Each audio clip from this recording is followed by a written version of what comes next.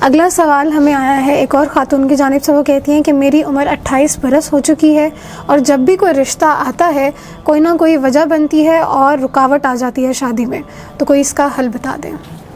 جی, شادی میں رکاوٹیں ضرور ہیں, ظاہر سی بات ہے, ہر کام میں ہی رکاوٹ پیدا ہو جاتی ہے. اس کے لیے ان سے کہ سورہ ناس کی زیادہ سے زیادہ وہ تلاوت کریں. سورہ ناس کے بارے میں مجھے اچھے سے یاد ہے, ایک عالم تھے ہمارے استاد رہے ہیں, خداوند متعال ان کو غریق رحمت کرے, انہوں نے سورہ ناس کی اس قدر فضیلت ہمیں بتائی تھی. تو انہوں نے اتنے تک کہا تھا کہ ہر چیز کی رکاوٹ تم سورہ ناس سے ختم کرو.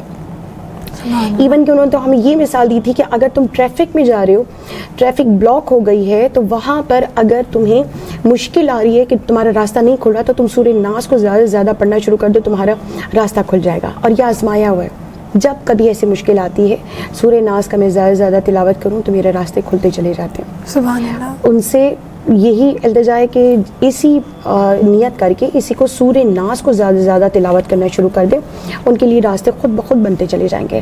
اور اسی کو نیت کر کے بے حساب, اس کے لیے کوئی بھی وقت مقرر نہیں ہے, اس کے لیے کوئی ایک جگہ مقرر نہیں ہے, زیادہ زیادہ بے حساب سورہ ناس پڑھتے ہوئے اپنے لیے یہ نیت کر دیں کہ خداوند متعال میرے اس, کیونکہ نیک عمل ہے, شادی جو ہے وہ نیک عمل ہے. خداوند متعال نے خود اس کو جو ہے اس قدر وہ کیا ہے کہ جناب رسول خدا کا فرمان ہے کہ اگر جو ایک کنوارا ہوتا ہے وہ نماز کنوارے پن میں نماز ادا کرتا ہے اس کو 1 گنا ثواب ملتا ہے, اور جو نکاح میں ہوتا ہے جب وہ نماز ادا کرتا ہے اس کو 2 گنا ثواب ملتا ہے. تو یہ نیک عمل ہے.